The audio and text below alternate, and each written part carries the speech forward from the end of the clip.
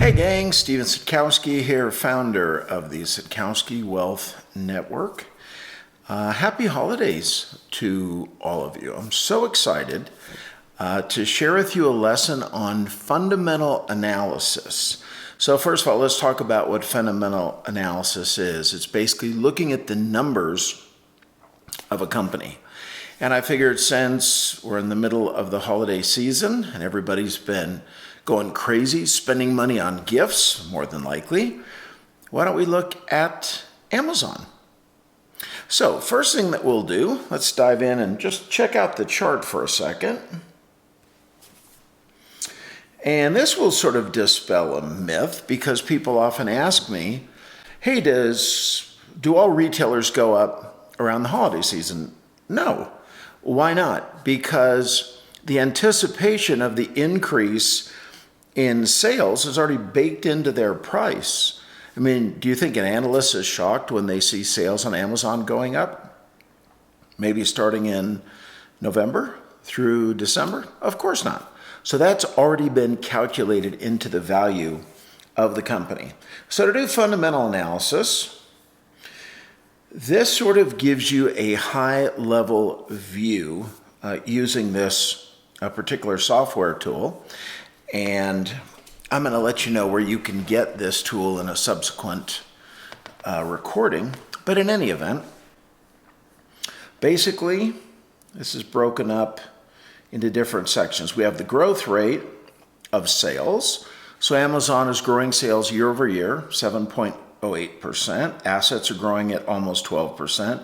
Equity 16%. But isn't this interesting that Amazon's net income is actually down year over year 3.33%, which is probably why when everything else looks great, the stock's not doing anything. If you come back to July, the stock was at 2025. Now it's at 1786. Is starting to lose a bit of profitability. Does that surprise anybody? Wouldn't you think Amazon would be making more money because more people are using it than ever before? So would I. That's why you've got to check the numbers. Also notice profit margins coming down a little bit. Return on assets, return on equity, return on investment is good. Cash flow numbers are fine, nothing to be concerned about.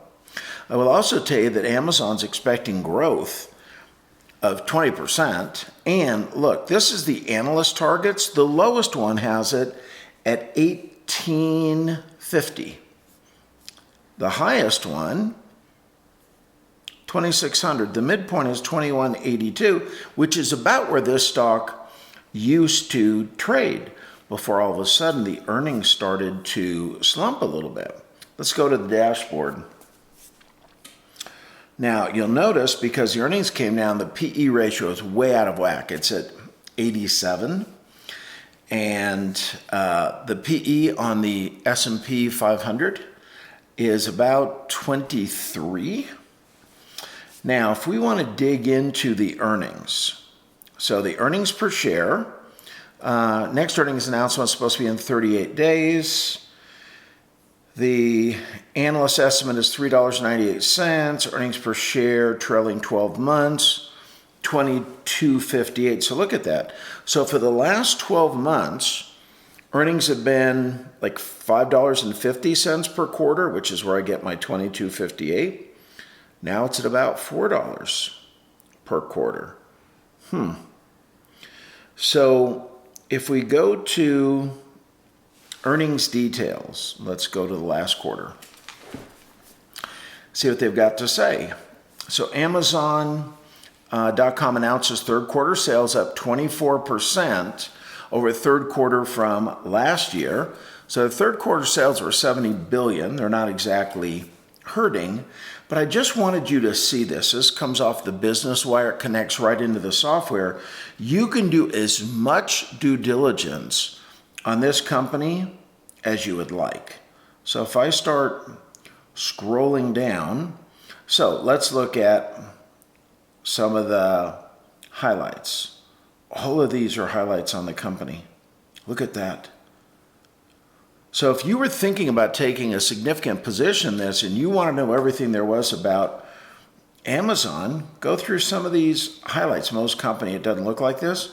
Let's just read the first one. Amazon introduced an all-new lineup of Echo devices, the next generation Echo, Echo Dot with clock, Echo Show 8, Echo Buds, Echo Flex. So those are all Echo products. Amazon announced over 20 new Fire TV products. Amazon expanded lineup of content for Fire TV customers. So as we continue down, financial guidance. Net sales are expected to be between 80 billion, and this is for the fourth quarter, and 86.5 billion, or to grow between 11 and 20% compared with fourth quarter 2018. Remember, the other quarter was 70. The 80, that would include Christmas. Guidance anticipates unfavorable impact of approximately 80 basis points from foreign exchange. Operating income is expected to be 1.2 billion to 2.9 billion compared with 3.8 billion for the fourth quarter. So look at the difference. Fourth quarter 2018, 3.8. What do we got here? 1.2 to 2.9. This guidance assumes, among other things, no additional business acquisitions, investments, etc. So what does that say to you? Amazon has started to lose some steam. Isn't that interesting? And then you can drill down into these numbers if you would like to. So if you're going to look at the numbers, you can look at how much cash they have on hand. So we have 2018, 2019, so that number has been growing. And consolidated statement of operations. Come down here and look at the net income. The net income in 2018 was higher than for 2019. And same with for the quarters, right? You look up here, September, so 18 to 19. So that's the last 9 months. This is for the last 3 months. Amazon is slowing down. Now, let me ask you a question. Would you have ever imagined that that was the case? I wouldn't either. Not until I pulled it up and looked at it. And this is why when you go to buy something that you're going to put in your portfolio for an extended period of time, you cannot rely upon just the brand name of the company. You can't just say, well, they're a good company, so I'm assuming their stock's going to go up. This is what big institutional investors are looking at, the numbers. And what have the institutional investors told us? Just look at the chart. Here's where Amazon was about 6 months ago. Here's where Amazon is today. Look, by the way, that's a great level of support. Down here, that is a huge difference, right? I mean, Amazon has just done that. Why? Because of their numbers. So here's my tip. Do your fundamental analysis if you're considering putting a stock in your portfolio long term. Now, if you're just thinking of trading options on it, you're only going to be out in the option trade probably a few weeks to maybe a month. Then you don't have to do all that. Then you're just looking at the charts. All right. So again, have an amazing holiday season. God bless all of you. Thanks for being with me. If you haven't subscribed, please do that. We've got a grassroots movement going. We're almost up to 300 subscribers. Click on the notification bell so every time I post something new, you get it just as soon as it gets posted. And until next time, have an awesome, awesome day. Bye-bye for now.